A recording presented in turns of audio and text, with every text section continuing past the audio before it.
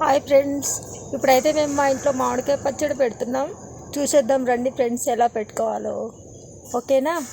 మామిడికాయలన్నీ తీసుకొని ఒక బకెట్లో అరగంట సేపు నానబెట్టుకొని మంచిగా కడిగి తడి లేకుండా తుడుచుకొని ముక్కలు కట్ చేసుకోవాలి. తర్వాత ఒక పెనం పెట్టుకొని ఆవాలు వేయించుకొని చల్లార్చుకొని పక్కన పెట్టుకొని, తర్వాత జీలకర్ర వేయించుకొని పక్కన పెట్టుకొని మిక్స్ చేసుకోవాలి. తర్వాత మెంతులు వేయించుకోవాలి. మెంతులు కూడా దూరగా వేయించుకొని చల్లార్చుకొని మిక్సీ పట్టుకోవాలి. ఆవాలు, జీలకర్ర, మెంతులు మిక్సీ పట్టుకోవాలి. తర్వాత వెల్లుల్లిపాయలు మిక్సీ పట్టుకొని పక్కన పెట్టుకోవాలి పేస్టు.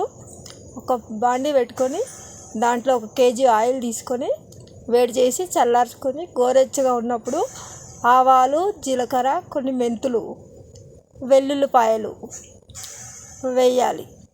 తర్వాత వెల్లుల్లిపాయల పేస్ట్ కూడా వేసి దాంట్లో కొంచెం పసుపు వేసి బాగా కలుపుకొని పక్కన ఉంచుకున్న తర్వాత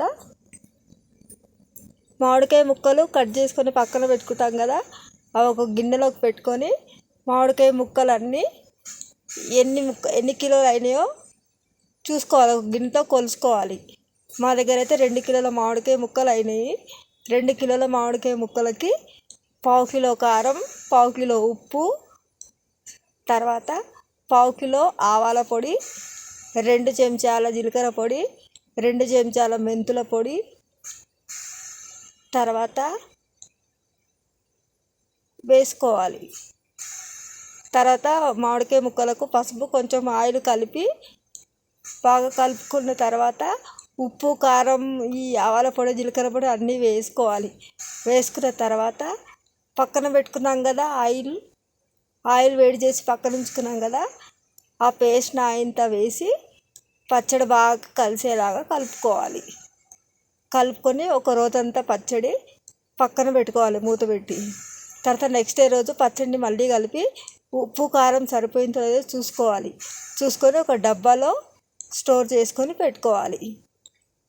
ఉప్పు, కారం సరిపోకపోతే మళ్ళీ కలుపుకోవాలి. అంతేనండి. సంవత్సరం వరకు పచ్చడి చాలా బాగుంటుంది. మేమైతే